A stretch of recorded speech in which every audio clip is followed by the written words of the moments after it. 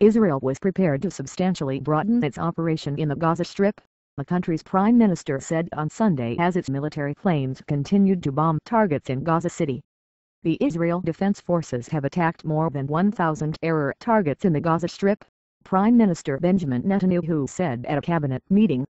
We are exacting a heavy price from Hamas and the terrorist organizations, and the Israel Defense Forces are prepared for a significant expansion of the operation.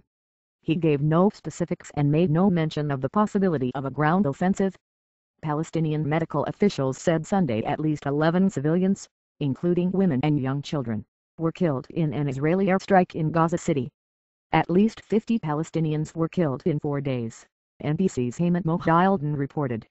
Meanwhile, President Barack Obama said he fully supported Israel's right to defend itself and called for an end to the firing of missiles into Israel by militants inside Gaza in order for a peace process to go ahead. There's no country on earth that would tolerate missiles raining down on its citizens from outside its borders, Obama said at a press conference in Thailand during a Southeast Asian tour. We are fully supportive of Israel's right to defend itself. Huge bang at least 2 rockets fired from Gaza toward Tel Aviv, Israel's commercial capital, were shot down Sunday by Israel's Iron Dome air shield, witnesses and officials said. NBC's Paul Goldman saw at least 1 missile being intercepted by Israel's anti-rocket defense system over the center of the city. I was taking cover and heard a huge bang, Goldman said. I looked up and saw an explosion in the air above me. I could smell the fire. Israel continued bombing Palestinian militant targets in Gaza from air and sea, preparing for a possible ground invasion, though Egypt saw some indications of a truce ahead. If there is quiet in the south and no rockets and missiles are fired at Israel's citizens nor terrorist attacks engineered from the Gaza Strip, we will not attack, Israeli Vice Prime Minister Moshe Yaalon said over Twitter. Israel's strikes were causing widespread damage, NBC News' Heyman Mohildin said from Gaza. These strikes are portrayed as precision strikes, but they are anything but that given how densely populated the area is, he said. A strike on Sunday flattened the 2-story building of the Balu family, killing at least 10 people, Palestinian medical officials said, according to the Associated Press. Gaza health official Ashraf al-Qidra said 4 women and 4 small children are among the dead. It was not immediately clear what the target of the airstrike was. Al-Qidra said the deaths brought to 66 the number of Palestinians killed in Israel's Gaza offensive, including 32 civilians.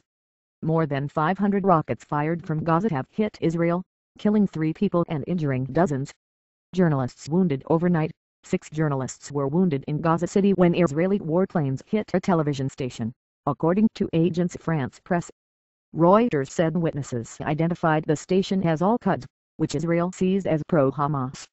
Sky News reported that around 5 a.m. local time, 2 missiles hit the building that houses its studios and offices. Al Arabiya also said that its offices had been hit. An Israeli military spokeswoman said the strike had targeted a rooftop transmission antenna used by Hamas to carry out terror activity. Israel unleashed intensive air strikes on Wednesday, killing the commander of the Hamas Islamist group that governs Gaza and spurns peace with Israel. Israel's declared goal is to deplete Gaza arsenals and press Hamas into stopping cross-border rocket fire that has plagued Israeli border towns for years. In Cairo, as his security deputies sought to broker a truce with Hamas leaders, Egyptian President Mohamed Morsi said that there are some indications that there is a possibility of a ceasefire soon, but we do not yet have firm guarantees.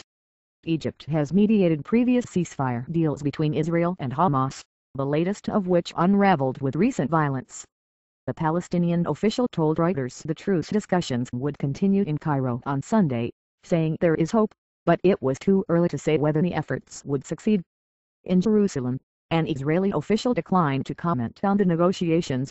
Military commanders said Israel was prepared to fight on to achieve the goal of halting rocket fire from Gaza, which has plagued Israeli towns since late 2000, when failed peace talks led to the outbreak of a Palestinian uprising.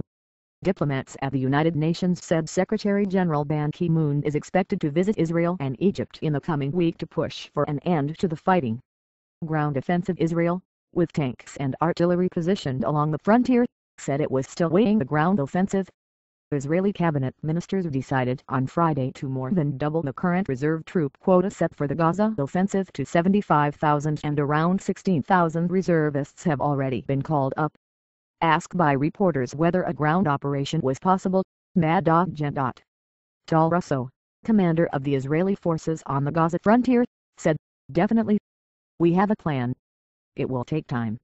We need to have patience. It won't be a day or two," he added. A possible move into the densely populated Gaza Strip and the risk of major casualties it brings would be a significant gamble for Netanyahu, favored to win the January election. The last Gaza war, a 3-week Israeli blitz and invasion over the new year of 2008-09, killed 1,400 Palestinians, mostly civilians. 13 Israelis died in the conflict.